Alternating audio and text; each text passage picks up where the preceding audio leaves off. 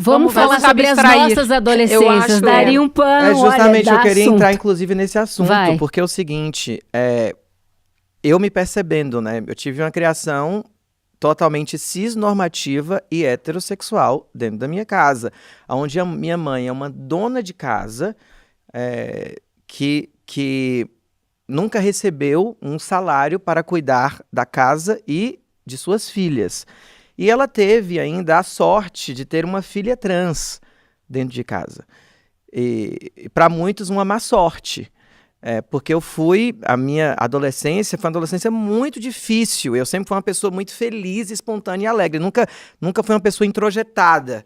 E muitas trans são introjetadas. Não era o meu caso. Então, eu era aquela pessoa de me socializar, não achar espaço para socialização, negar muito a minha verdade. Mas você já tinha transicionado na adolescência? Não, eu tentei.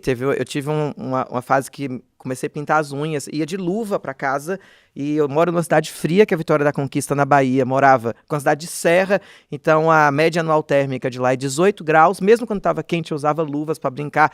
E não, até minha mãe descobriu, e foi aquele auê, tá pintando a rua, e o que tá acontecendo? Eu lembro quando eu cruzava a perna na escola, uma professora me chamou a atenção e falou assim: menino não pode cruzar a perna assim, é coisa de menina. No recreio foi um absurdo, porque o entendimento de mulherzinha era o diminutivo daquilo que já era menor, ser mulher. Ou seja, na cabeça... Mulherzinha é menor ainda que mulher. Do que ser mulher, ou seja... Eu nunca tinha pensado são todas nisso. essas questões. Então, quando uma criança, um menino, ou designado menino ao nascer, ele é chamado de mulherzinha, é de uma chacota imensa, enfim. E existe o não lugar, né? O não lugar de você construir a sua identidade pela negação primeiro. Então, esses dias eu ouvi uma apresentadora colocar, pra mim, nem as mentiras sinceras.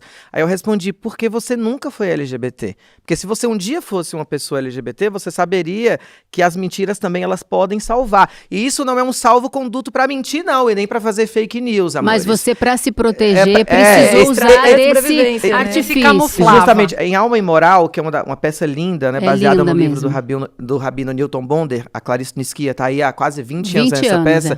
Ela tem uma frase linda que é: há mentiras, há verdades perversas e há traições de grande fidelidade. Ou seja, há verdades que delatam, há verdades que matam, e há mentiras que salvam. Há mentiras que como a Dilma disse um dia, uma das frases dela mais lindas é: eu menti sim, deputado, exato. mas foi para proteger os meus iguais. Então, assim, eu menti sim para me autoproteger. Então, para a Açucena nascer e eclodir enquanto a Açucena, eu tive que não ser também, eu tive que construir minha identidade. Então, uma adolescência assim, ela não é legal. Uma adolescência onde você não tem a possibilidade de se comunicar, ela não é legal. Entretanto, eu tive uma educação de base e uma assistência, eu acho, comunitária, apesar das minhas negações, que não me deixaram cair em um lugar de vingativo ou de radicalidade da revolta diante do mundo e diante dos meus algozes. Porque eu tive algozes, o patriarcado foi meu algoz.